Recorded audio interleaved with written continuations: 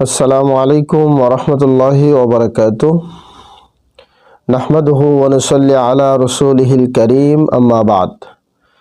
সূরাতুস সাফফাত তারতিব বিন নুজুল নাজিলের ধারাবাহিকতায় এই সূরাটি ৫৬তম সূরা।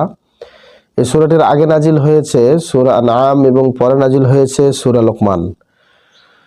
বর্তমান কোরআন মাজিদের বিন্যাস অনুযায়ী এটি ৩৭তম সূরা। এর আগে আছে সূরা ইয়াসিন, পরে আছে সূরা সুয়াত।